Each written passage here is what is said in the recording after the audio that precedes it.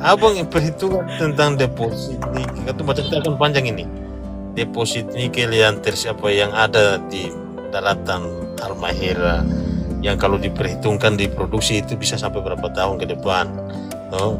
Cuma cukup untuk apa? Masih lama deh. Masih Wih, lama. sudah, Kita kasih tahu pengana. Kita kasih tahu pengana. Kenapa IWIP bisa bangunan sampai 32 lantai di situ? Itu kalau dia berpikir cuma 10 tahun, ntar mungkin dia berinvest sampai kayak begitu. Dia kasih tahu pengana saya. IWIP itu investasinya IWIP itu investasinya 147 triliun, tapi dia PDF keuntungan laba bersih per tahun itu sekitar 70 sampai 80 triliun. Jadi walaupun dia bangun konstruksi seperti itu, dalam jangka 5 tahun saja dia pemodal sebalik, Bang. Modal so melebihi lagi dari iya, Bang. Keuntungan dari dia produksi, Vero bahkan sampai mau bikin baterai dan sebagainya, itu perhitungan laba yang diterima oleh industri IWIP itu setiap tahun bisa mencapai puluhan triliun dalam jangka berapa tahun ke depan. Jadi kemarin coba tong hitung kemarin saja tong hitung kemarin saja tahun 2024 tong ekspor 4 miliar US dollar. 4 miliar US dollar sekitar 52 triliun. Taruh 52 triliun.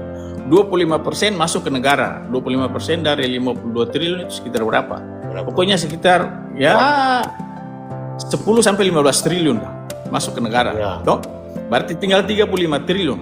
35 triliun buka operasional taruhlah 12%. 12% dari atau 20% lah dari operasional 30 dari 52 triliun. Itu berapa? Sekitar 7 sampai 10 triliun lah. Toh? Dompet operasional lah. Betul. Berarti dompet keuntungan berapa? Jadi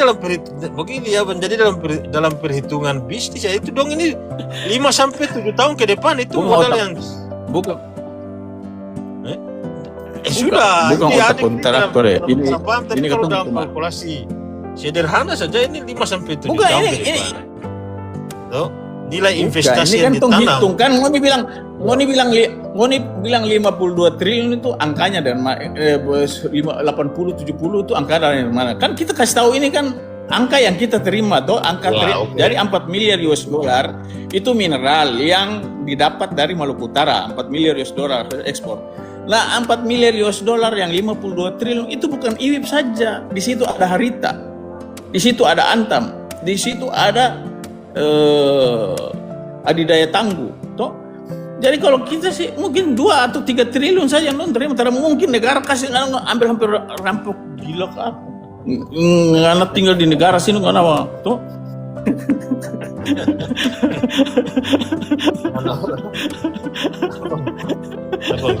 Bukan.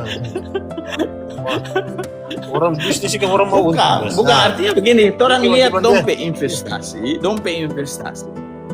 keseriusan dompet investasi dan orang mau harus lihat daerah ini, itu orang lihat dari dompet kesiapan investasi gitu.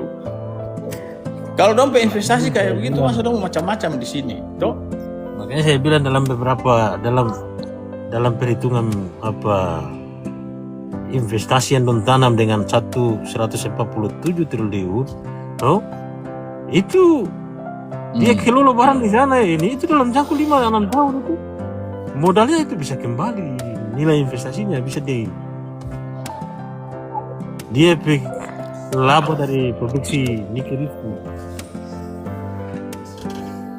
Oke, dia dampak juga kan Ngoni banyak juga. Siapa? Yang kedua begini. DP dampak juga ada. Ini dampak itu orang apa? Pendapatan ke daerah mau berapa, Abang? Tuh, Abang macam tidak tahu kong. Termasuk apa pemerintah Kitong hari ini saya lihat Kitong ini ya, Abang, Kitong ini terima kalau misalnya hitung DPH tambah PAD, Kitong ini terima hampir cuma 1 triliun kong. Sebagai pribumi orang ini. Sudah maksudnya Ngoni PPAD juga hari ini juga mengalami kenaikan juga kan tidak terlepas daripada karena ada industri di situ. Betul, Jadi sudah, cuma kan multiplier-nya ada. betul sudah itu tuh terpungkiri itu. Tapi kan tidak berbanding lurus dengan produk hasil yang dia garuk di sana kok.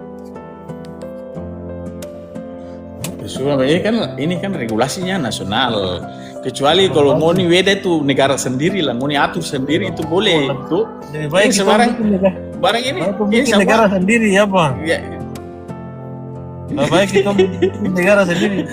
Ini pemerintah provinsi lebih berutang Memang. potong kira bayar-bayar kok. Bilang pada dia itu bilang Shirley tuh lah bayar utang tuh kamari dan dia pakai ya. doi dari utang itu untuk bangun jalan. Sudah, Mei. Kalau ini ngoni masalah yang kebijakan nasional ngoni salahkan Shirley. Sementara Shirley ini coba berusaha untuk bagaimana lakukan Kasih salah beliau apa? Bahwa itu yang utang DBH provinsi kabupaten itu bukan kebijakan nasional, itu kebijakan pemerintah provinsi kebijakan. Jadi dia jangan lari dari tanggung jawab itu. Saya lari, cuma kan masih ya, yang penting kan dia bayar pelan-pelan. Kan begini, dia naik ini kan dia naik jadi gubernur bulan Februari ini kan di situasi yang memang tidak bagus. Tuh, satu provinsi mengalami deflasi. Kemudian utang dari pemerintahan sebelumnya hampir 1 triliun. Termasuk ini PDBH, DBH itu. Terus terjadi pemangkasan dana transfer. Dengan kondisi kayak begini kan orang cari yang terbaik. Semua harus aman, semua harus nyaman. Saya bisa paksa yang lain yang harus selesai, sementara yang lain terbengkalai. Tidak bisa begitu. Ini berpemerintahan jadi tidak boleh buka salah lagi bahwa ini akibat karena pemerintahan yang lama. Shirley so jadi gubernur hari ini berarti dia pikir kewajiban menyelesaikan barang itu. Tuh, Betul, sudah dia selesaikan pelan-pelan, ternyata sesuai strategi, ternyata kecuali dia terbayar kan. Dia kan bayar, pemerintah bayar. Dana transfer itu kan cuma parkir sebentar di rekening pemerintah provinsi. Dia tidak boleh dipergunakan, itu jelas kok aturannya. Ini mau dipakai makan, nanti kita lapar di sini kita baterai ke sana baru mau bilang kita kasih kajian tompe puru aja betul mau pikir daerah lain. Waduh, ini mau disegar tompe hasil di sini baru ini aniaya aturan dengan cara-cara begitu juga. Belum baca cerita. Dibawa di Taipei lucu-lucu. Adik, Oke, sudah. Adik mau rapat dulu ya? Nanti Alberto baca cerita lagi. Pergi sudah. Persiapan besok, Kong.